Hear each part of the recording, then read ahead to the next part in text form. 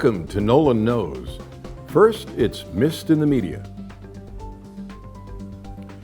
What every free marketer believes is that the cost of healthcare is expensive because the government's involved. And they're involved on a variety of different levels. Medicare and Medicaid drive up the cost of healthcare. And also what's driving up the cost of healthcare is that the government gives the tax deduction to your employer for buying it. If I buy my car insurance, I pay for it myself, not my employer. If I'm insulated, if my employer pays for it, I want the best system I can have. All of these things drive up the cost of healthcare. We all know that Obama is another layer of government, and it should be driving up the cost of healthcare. And to a certain extent, it certainly will. But there is a good bit of news in the Obamacare legislation.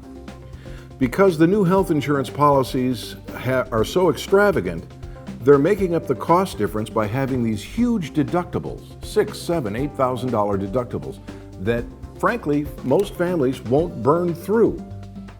Well, that translates into paying for your health care yourself. If the government's not paying for it and your insurance policy isn't paying for it, you're paying for it. What happens when you take that money out of your wallet to buy anything? You shop for the best price. Now you're going to compel healthcare providers at every level to come up with a cost. And that's how the price will go down for healthcare, because they'll be competing for your dollar. They didn't have to before. We free marketers were right. Free market will drive down the cost of healthcare. Democrats are going to be surprised that this little nugget is there by accident, but the rest of us will enjoy slightly lower costs for healthcare. It's time now for the story of the week, and the story of the week is gay marriage. The Supreme Court decided that homosexuals across the country have the right to marry. A lot of Republicans and alleged conservatives are really upset about this. I'm frankly not upset about it at all. Doesn't threaten my marriage, doesn't threaten me in any way. The only thing it does is it takes more money from me because we bestow upon married people simply because they fell in love all kinds of financial rewards. Government's not supposed to do that. Frankly, for all of you Republicans out there who are so upset, it's not the gay marriage that you should be upset at, it's the big government you should be upset at. You see, when they first came up with the marriage license idea, it was because we didn't want those black men to marry our white women, and so we came up with a marriage license.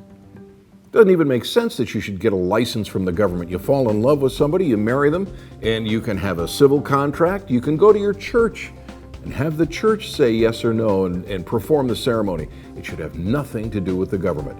They don't write lexicons, they don't define words, they don't redefine words, and they should stay out of marriage. Your enemy, if you're a Republican and a conservative, isn't the Supreme Court, and it's not homosexuals marrying. It's big government. It's time for If They Were Here, and this week's If They Were Here is Senator Bernie Sanders.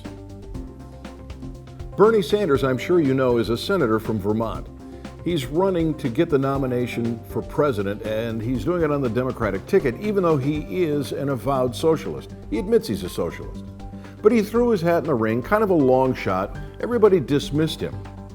But what you've done, Mr. Sanders, what you've done is you've taught the Democrats a lesson about Hillary Clinton, a lesson I've been telling everybody for the last year, and that is that she is vulnerable.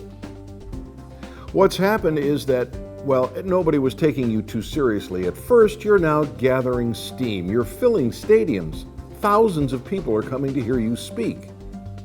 They're coming to hear you speak because, frankly, they don't like Hillary Clinton. Her negatives are through the roof. Nobody trusts her, not even in her own party.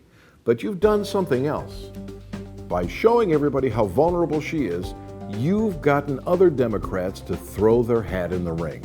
First, it was the former governor of Maryland, and now we have a senator from Virginia. They're even talking to the vice president about putting his hat in the ring.